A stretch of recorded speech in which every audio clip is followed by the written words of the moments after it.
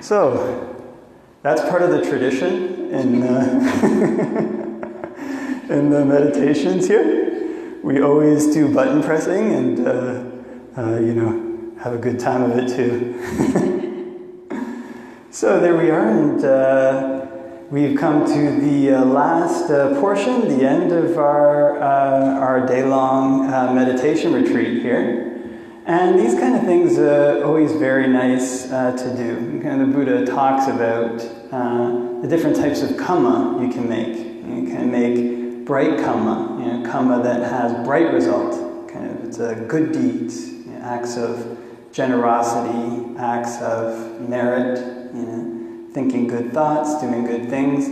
These are the kind of deeds that ripen in happiness for people. All the things that people wish for actually come from these things. Kind of ironic, actually, when you read the list of the actions that lead to particular desired effects, it's pretty interesting. So for people who gain power, what's said to incline their mind towards power is to be happy when other people do well. That's kind of interesting, because what do you see what happens when people get power? In order to keep that power, you have to be unhappy when other people challenge your power. And interestingly enough, the thing that leads to wealth, the thing that inclines the mind towards wealth, is to be generous. Giving things away, ironically, is what inclines the mind towards the opportunity to gain many possessions, to gain a lot of money, and gain these kind of things. And this kind of interesting thing, in the time of the Buddha, he would wander for alms, and there'd be times he'd be wandering for alms, and there'd be a famine. They'd say the crops were white with blight. And I've never, being in the modern day West, you never experienced that. And he would have a lot of monks with him. The Buddhist Sangha was very large. It's actually hard to imagine how large it is. And when I was in Thailand, you'd see a hall with 500 monks, but the number of monks in ancient India was much greater than possibly that. And kind of than we have in the forest tradition now, kind of the number of monks we have in many countries now. But one of the things was he'd be wandering and people would say, "You're practicing for the ruin of families." And he'd say, "I don't know any families who've been brought to ruin through giving away gifts. Actually, all the families who are rich, possessed with, have a lot of possessions, it's through giving things away, even when it's difficult to give." And kind of the other thing that inclines the mind towards beauty, towards having beautiful physical features, for one to have beautiful physical features, is non-anger. It's kind of very interesting, because what you tend to see when you meet people who are very strikingly beautiful, you ever meet people like this, kind of maybe in high school or wherever, is that they tend to be very angry.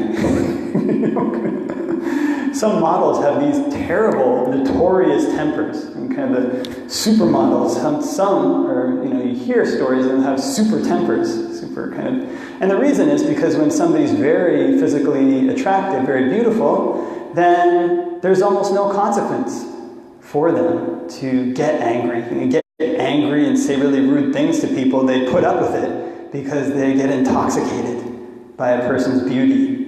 And if you're a very wealthy person and you become stingy, people don't lose their attraction to you. You still have friends. So people admire your wealth. So although you become stingy, you don't lose it right away.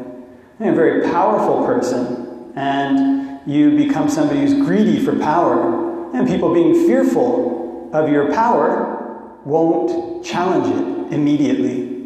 And so it's in this way that these things, this type of merit, although it inclines the mind towards happiness, these kind of meritorious actions, the Buddha doesn't praise it as an end in and of itself. He does praise the making of it. But as an end in and of itself, this isn't where it stops. Because this type of merit, when it ripens, has the tendency, not necessarily, but has the tendency to lead towards its opposite. And very interesting. People who are powerful become stingy with their power. Unhappy when other people gain it. People who are wealthy tend to become stingy with their possessions. One of the things you notice as a monk if you go on alms round, if you go to the really poor areas, kind of rural areas in Buddhist countries, sometimes you can't, like you can barely get through there and your bowl is full. You have to empty it. It's kind of like, there's sometimes where they'll have like monks come to like a sports stadium and you go on alms round and there's so many hands coming in like all directions of just these hands. And you feel like you've been in a sporting event. You leave the stadium and you're like, whoa, okay, that was an intense experience. But you can go on alms round in extremely wealthy areas. People with humongous houses, for whom the giving away of food or whatever, probably the giving away of like $1,000 wouldn't hurt them. Not that you're out for $1,000, but just in terms of the number of their possessions. And you come back with much less in your bowl, I imagine, especially wealthy countries like this. That's a very interesting thing. And then the same thing, when somebody desires this kind of physical beauty and gain this physical beauty, and people tend to become very physically beautiful, not always, but can have this tendency towards arrogance, in other words, anger. People put up with their arrogance and their anger, being intoxicated by their beauty. So although these types of merit are wonderful to make, are very good to make, when we make them, our mind inclines towards the opportunity to gain them. These opportunities just always around. There's always, there's opportunities, more or less different places to gain wealth. Opportunities more or less different places to gain power. There's opportunities more or less different places, especially when you're reborn, to gain beauty. But gaining these things without a further goal, without a goal that goes beyond them, then the tendency is to lose them. Tendency is to spin around towards their opposite. And it's just this way that craving, tanha, is one of the ways craving cycles around itself. It leads to the things we love. Things that we love lead to the things that we hate. Things that we hate lead back to the things that we love. And it's kind of the wandering on. It happens on a small scale, searching for the things that we love. Running away from the things that we hate. Go from here to there and back again, looking for satisfaction, but not finding it. It's kind of like the Buddha gives a simile in a different context of a dog. Actually, Ajahn Chah gives a simile too. It's kind of these dogs. If you ever, now here the dogs are very well taken care of in the West. They're generally pretty good shape. But some countries, they have these stray dog populations, and they have like their own dog societies going on. It's kind of, you'll have like packs of stray dogs. They look happy. They don't look unhappy, kind of running around doing their thing, and you can see they have their hierarchies and all this.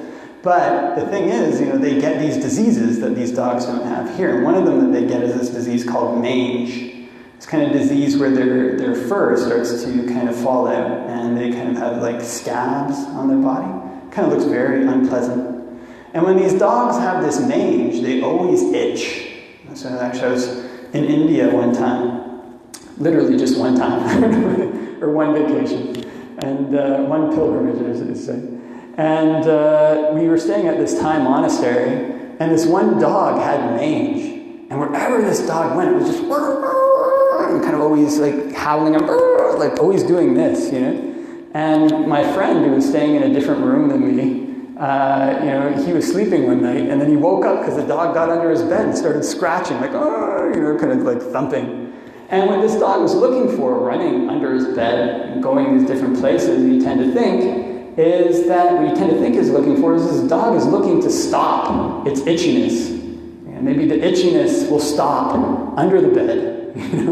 Maybe this itchiness will stop. You're going to under the tree. You're going to run to all these different places and scratch, but its itchiness remains. And this is the same way, so long as a person has the desire for external sensual pleasures, kind of run around and get them, they satisfy for a brief time, and they cease to satisfy.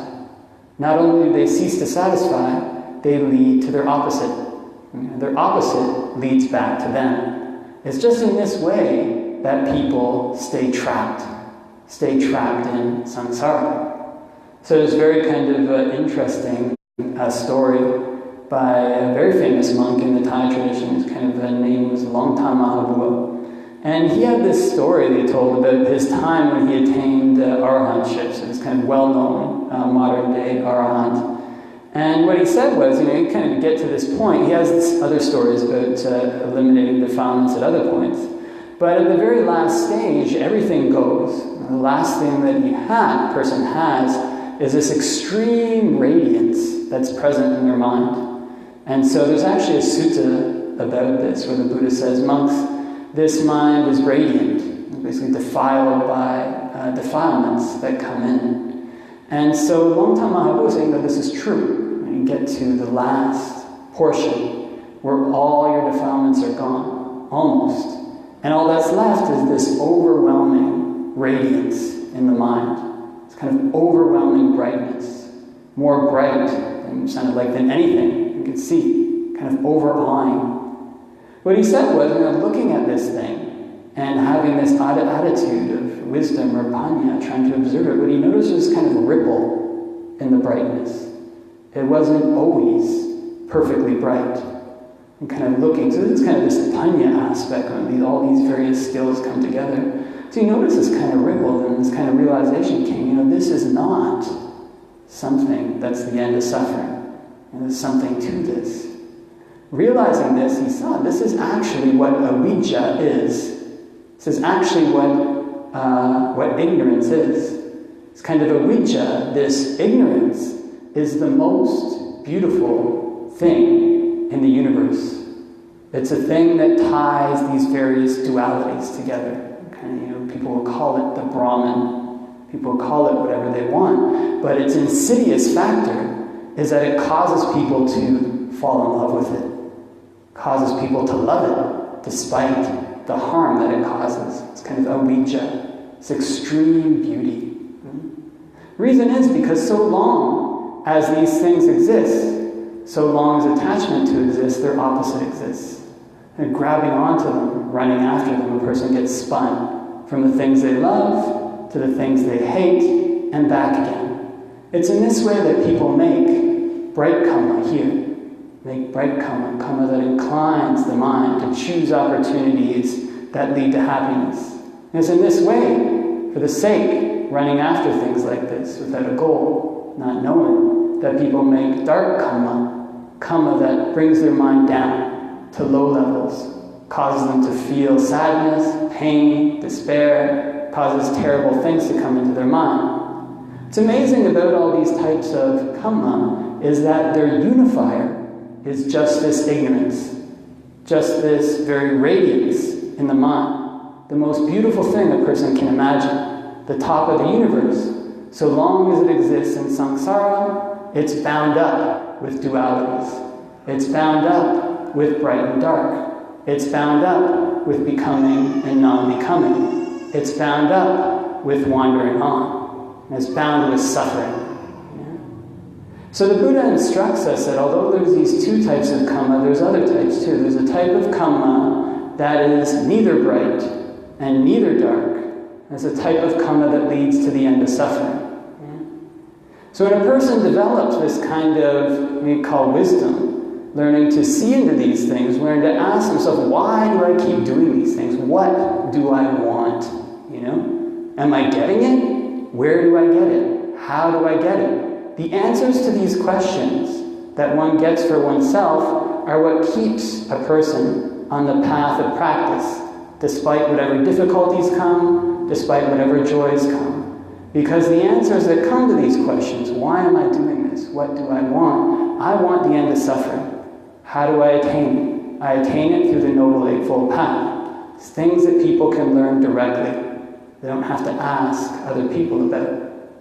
And when a person sets their mind on the development of this Noble Eightfold Path, this is the development of kamma that's neither bright nor dark. This kind of kamma that leads beyond kamma. Kind of sounds like a bit of a paradox. There's paradoxes in the Buddha's teachings. In other words, we develop kamma for the sake of ending kamma. We develop actions for the sake of ending actions. When we have this as the kind of basis of our practice, then making bright kamma takes on a different dimension. It's not that we're making bright kamma for the sake of power. Getting the power, consuming the power, spins us to lack of power. It's not that we're trying to escape lack of power for the sake of getting more power. It kind of spins us around all the way. Same thing with gains. Same things with fame. We gain these things. We try to cultivate these things all for the same purpose. When we ask these questions of ourselves enough, the purpose of our life comes into focus. And that's to end suffering. This is the reason why I'm here. When this becomes the focus of our life, then whatever type of kamma ripens for us, the question stops being, do I like it? Do I not like it? Should I run towards it because it's pleasant? Should I run away from it because it's unpleasant? The question becomes, how do I use this? What use is this to me in moving forward on the Buddhist path of practice? I'm moving forward to try to find the end of suffering. So when a person cultivates their mind in this way, this is when they start to gain in the Buddhist practice. It comes from this desire, and this desire comes from wisdom. It's desire to find a way out, a way to end suffering. The amazing thing about this is it doesn't have to be like this terrible slog through the woods with mosquitoes biting us or whatever it is. It brings a lot of happiness. It pulls in good kamma. There's a purpose to it now. We make good kamma for the sake of ending kamma, not just for the sake of consuming its result, not for that sake. So when a person has this as its purpose, making neither bright nor dark kamma, their path starts to take a different direction. So the Buddha says, you should know that the path to material gains leads one way, and the path to unbinding leads another way. Therefore, my disciples should turn away from material gains and cultivate seclusion instead. In other words, practicing the Buddhist path isn't something that people will necessarily praise us for. Trying to cultivate our minds in meditation won't necessarily win any big medals. Leaving here, going out to the world, going back to our houses, there's going to be people who ask, what did you do on Saturday? And you say, I meditated. And they say, that sounds like a waste of time. You were just sitting there. And yet this is the way that the cultivation of neither bright nor dark kamma goes. It goes against the grain of the world. It goes against the grain of what the world loves. It goes against the consumption of the world's happinesses. It goes against the disgust with the world's sorrows. It's a path that when one follows it, leads to a place that can't be traced. And this is a path that nobody can necessarily tell us about directly, in the sense that we have to know it ourselves. But the nice thing about practicing this is that when we do practice this, when we do move forward in the elimination of our unwholesome qualities, in the cultivation of our wholesome ones, all with this purpose in mind, then we gain a knowledge that's independent of other people. It's not something that relies on our parents to tell us. It's not something that relies on monks to tell us. Not to say that, you can get teachings from a monk. I'm not saying everybody run away. In fact, it's not even something that relies necessarily on the Buddha to tell us. I'm not trying to say that again to disrespect the Buddha. But it's said to be pachatang veditabo. We rely on the Buddha to get there. But when we get there, we know for ourselves. And when a person knows, this is something that nothing ever takes away. There's ways of knowing in the Dhamma that are never eliminated, that don't leave us when our houses leave us, don't leave us when our cars leave us. They don't leave us when our health leaves us. They don't leave us when our mind leaves us. Even if we were to suffer brain damage, these things don't leave us. And they don't leave us with death. They stay. They stay. So this is the true power, the true might of the Buddha's teaching. Something that starts small. Something that starts with the cultivation of these wholesome states. Something that leads onwards as we come to practice with these intentions. and something that we can know for ourselves. We can be a refuge for ourselves. We can be an island for ourselves. We can be an island that floods can overwhelm. So this is the benefit of the Buddha's teaching and of the cultivation of this type of kamma.